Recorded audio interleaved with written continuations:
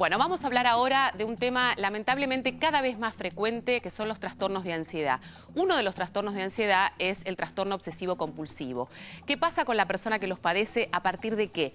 ¿Qué indica que esa persona está con este tipo de síndrome? Rituales, compulsiones a diario, mecanismos que se repiten, y si no se repiten, esta persona le genera una angustia espantosa. Bueno, conocemos primero de qué se trata y vamos a estar hablando con un especialista en un minuto. El trastorno obsesivo-compulsivo es un trastorno de ansiedad. Hay otros trastornos de ansiedad, como por ejemplo el trastorno de pánico, el trastorno de estrés postraumático, el trastorno de ansiedad generalizada, la ansiedad social. O sea, todos esos son trastornos de ansiedad. Es un trastorno que lo encontramos en varios países, en distintas culturas y en distintas etnias. Se da en un porcentaje bastante alto, o sea, 2.5 de la población en general, y es importante porque a este trastorno se lo llama la enfermedad silenciosa, porque los pacientes, desde que tienen los primeros síntomas hasta que hacen su consulta, y más o menos transcurren 10 años, se dan cuenta que esto que les sucede es como raro, es como no entienden cómo esto, qué tiene que ver con ellos, porque es muy inapropiado y se les dificulta mucho ahí poder pedir ayuda, contárselos a alguien cercano, a los familiares, amigos, y lo ocultan. Hay TOC infantil, muchas veces los síntomas comienzan y después, digamos, desaparecen, muchas veces en la adolescencia vuelven a aparecer otra vez, tienen un inicio de alrededor de los 15 años, en las mujeres un poco más, digamos entre los 20 y 25, esto es generalmente juventud temprana. Los trastornos de ansiedad tienen tratamiento, que no necesariamente son tratamientos que duran años, obviamente depende de la severidad, pero la terapia cognitiva conductual junto con la farmacología prueban estadísticamente tener muy buenos resultados. Y esto es lo más importante porque en general aquellas personas que empiezan a padecer algún tipo de trastorno de ansiedad, y ahora nos vamos a abocar específicamente al trastorno de obsesivo-compulsivo, empiezan a querer tapar esta circunstancia porque empiezan a darse cuenta de que hay algo que no está funcionando como antes, o hay algo que empiezan a no manejar, o circunstancias que se presentan que les devuelven una imagen de sí misma que no les gusta, pero como bien decía recién la doctora, les cuesta inclusive aceptarlo o exteriorizarlo y confiar en otra persona para contarles qué es lo que les está pasando. Así empezamos. Así empezamos. En general todos. Sí, una de las cosas que caracteriza el TOC es que les suele dar vergüenza, ¿no? Por eso es que tardan tanto en consultar, porque tratan de ocultar lo que les pasa, porque se dan cuenta que lo que les pasa no es algo habitual. Y tratan de, bueno, ir piloteándolo, que no se note, pero llega un momento que en general tardan muchos años hasta que llegan a hacer la consulta, pero llega un momento que es insostenible porque toda la vida, las áreas de la vida se empiezan a ver afectadas, tanto en niños como en adultos. Sí, esto tiene que ver porque muchas veces uno, recién veíamos inclusive imágenes de la película Mejor Imposible, que tiene que ver como con rituales, pero necesariamente tiene que ver con rituales o tiene que ver con pensamientos obsesivos del tipo, si yo no me levanto a esta hora, no voy a hacer y no voy a tener un buen día, entonces, digamos, no sé, no quiero limitarlo a eso únicamente, ¿no? Pero básicamente tiene que ver con eso, son las dos cosas. Primero aparecen, digamos, los pensamientos obsesivos, que pueden ser pensamientos, imágenes, sonidos, olores, que generan mucha ansiedad o mucho temor. Sí. Y entonces aparece la necesidad de que con el ritual aplacar esa ansiedad. Entonces aparece el pensamiento, hago el ritual, ese ritual logra temporalmente bajar la ansiedad, pero solamente temporalmente. Solamente. Me gustaría, Patricia, Gisela, perdón, porque hoy estoy mal, pobre. Gisela Holk es quien nos está hablando y nos está ayudando a entender de qué se trata este trastorno. Definamos qué es la ansiedad, porque cuando pensamos en ansiedad, ¿en qué debemos de pensar? ¿Cómo la identificamos esa ansiedad? Mira, básicamente los pacientes la describen más como esto, ¿no? Como una, como una sensación corporal molesta, que probablemente pueda tener un contenido específico, probablemente no, sea solamente una sensación, una molestia que de cualquier manera hay que aplacar. Depende cuál sea el trastorno de ansiedad, la forma de aplacarlo es diferente, ¿sí? Puede ser la evitación o la huida, o específicamente en el caso de los trastornos de ansiedad es a través de los rituales. Claro, fenómeno. Entonces, el paciente ritualiza, la ansiedad disminuye, pero solo temporariamente. La idea de poder hacer un tratamiento es que el paciente pueda comprender que hay otras formas para transitar la ansiedad, porque el ritual... O sea que las causas son las mismas. La ansiedad deriva en este caso en rituales compulsivos, obsesivos, pero que lo que hay que tranquilizar o lo que hay que tratar fundamentalmente es la ansiedad. Sí, exactamente, es la ansiedad. O encontrar la causa de esa ansiedad, ¿no? ¿O sí, no? Encontrar la causa, por supuesto que uno trata de ver cuáles son los disparadores de esa ansiedad. En el caso del TOC, los disparadores son los pensamientos, que pueden ser pensamientos, como decíamos antes, imágenes, recuerdos, olores, que generan, digamos, alguna activación fisiológica de ansiedad que después uno necesita de cualquier manera bajarla para poder continuar, porque si no realmente es absolutamente molesto. Absolutamente molesto, inhabilitante. Claro, una persona que sufre de esto permanentemente siente que, y después empiezan las consecuencias, no puede salir de su casa, teme a que le ocurran determinadas cosas en la vía pública, en su trabajo, en sus relaciones sociales, ¿no? Sí, es el temor lo que genera la necesidad del ritual. Y empiezan a quedar como atrapados, presos de sus propios rituales.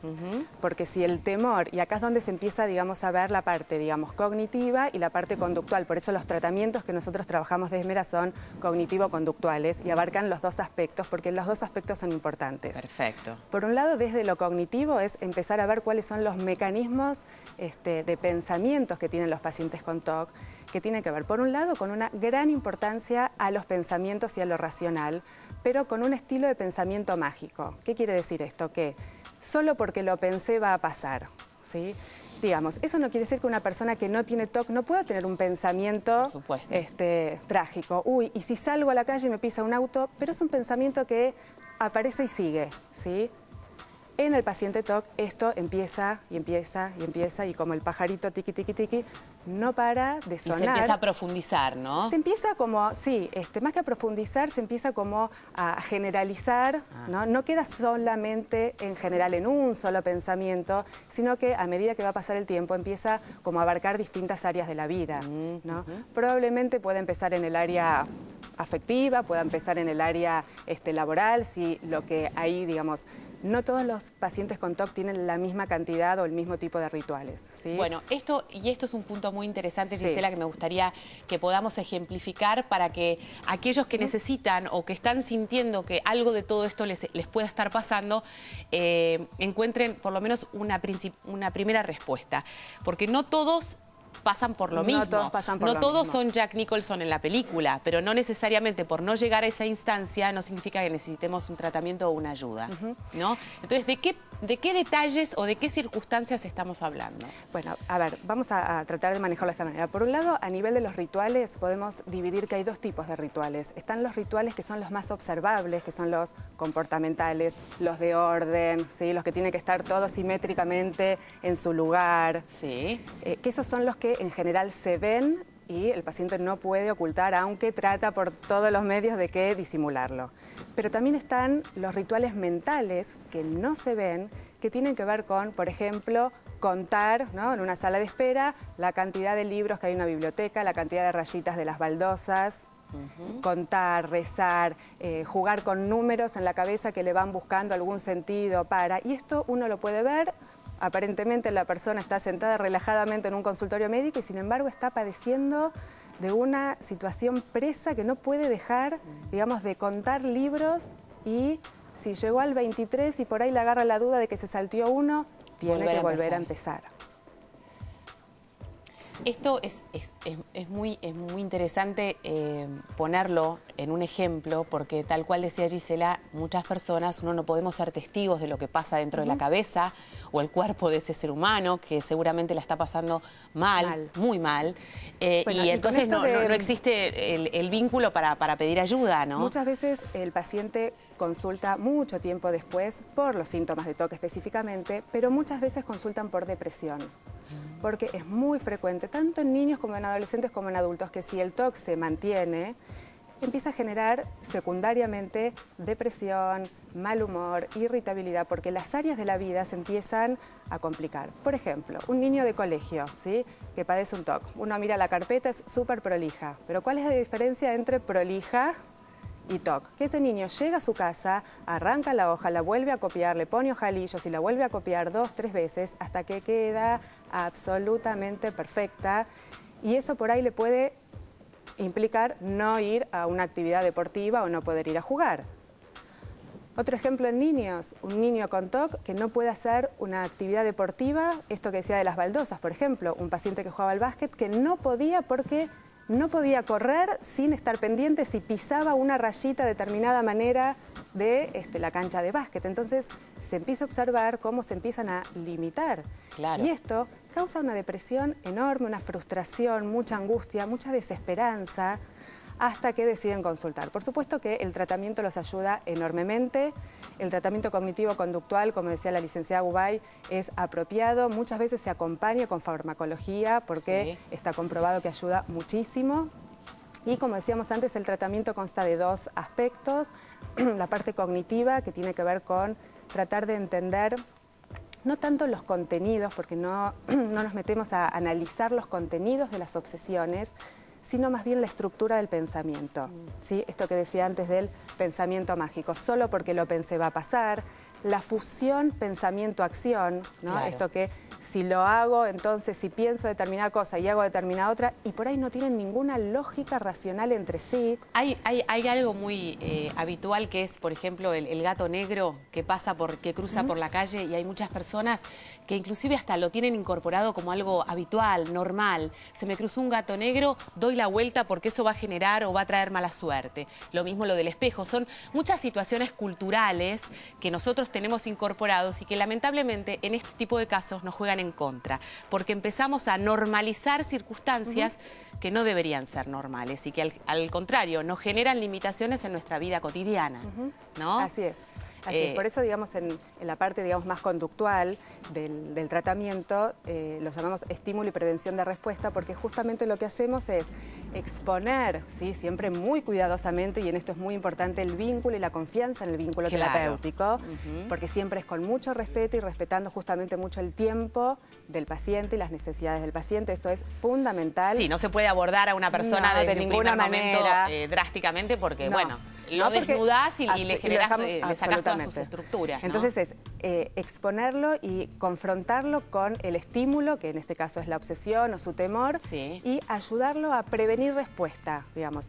Nosotros, antes de empezar con el tratamiento, explicamos cuál es el camino de la ansiedad, cuál es la función de las obsesiones, la función de los rituales. Damos mucho lo que nosotros llamamos psicoeducación para que el paciente, y no solamente el paciente, sino el paciente y la familia comprendan de esto. Entonces, incluimos a la familia y ahora voy a explicar por qué, pero una vez que explicamos cuáles son el sentido de la ansiedad de los rituales, exponemos al paciente muy cuidadosamente, como decía recién, a un estímulo, a un temor, a una obsesión, y lo invitamos, obviamente con ayuda y con preparación previa, a que no ritualice, a que pueda observar que el camino de la ansiedad que hace esto, que comienza, se eleva, pero que si uno se queda ahí, comienza a disminuir. Que el ritual es una idea que él tiene de que va a ayudar y que va a evitar que eso que él pensó no suceda, pero que el ritual no tiene nada que ver. Fenómeno. ¿Y por qué decía lo de la familia? Esto es sumamente importante en 2 sentidos. Por un lado, la familia suele enojarse, ¿sí? La familia suele enojarse mucho con las enfermedades mentales. Nadie se enojaría con un paciente que tiene hepatitis, pero sí la familia se enoja con un depresivo y le dice, vamos, levántate de la cama, no hagas eso. Y por otro lado, y ni que hablar con los trastornos de ansiedad, que generan mucho pudor, que generan como vulnerabilidad, fragilidad. Y que lo que hay que explicar a la familia que no tiene que ver con la voluntad, que no es volitivamente que uno va a lograr dejar de hacer o hacer determinada cosa. Y lo otro que es sumamente importante es tratar de investigar cuándo la familia se convierte con la buena intención de ayudar a su pariente y tratar de ayudarlo a calmar, pero se convierten en agentes de mantenimiento del ritual. Por ejemplo, si un paciente, esto es un ejemplo real de consultorio, si un paciente tiene temor a abrir la manija de la puerta por temor a contaminarse, ¿sí?, porque uno de los temores es la contaminación, entonces la mamá entra y dice, no te preocupes, yo lo abro. Perfecto. Ese es el circuito que tenemos que ayudar a que la familia no se involucre, que no le abra la puerta con un sentido no de malo, sino todo lo contrario, de ayudarlo. Un sentido terapéutico. Absolutamente, de ayudarlo a que pueda enfrentar, porque solamente enfrentándose va a poder solucionar. Bueno, gracias Gisela, un placer. Es un tema súper interesante y creo que esto tiene que servir simplemente como un disparador para saber que este tipo de trastornos de ansiedad tienen tratamientos, que existen posibilidades de tratamiento para resolverlos, que en general son con mucho éxito, por ende la opción no es aguantar. Decididamente esa no tiene que ser la opción. Tenemos que hacer una pequeña pausa, estamos de vuelta y después de la misma estaremos hablando de una enfermedad neurológica que es la esclerosis múltiple. No te vayas.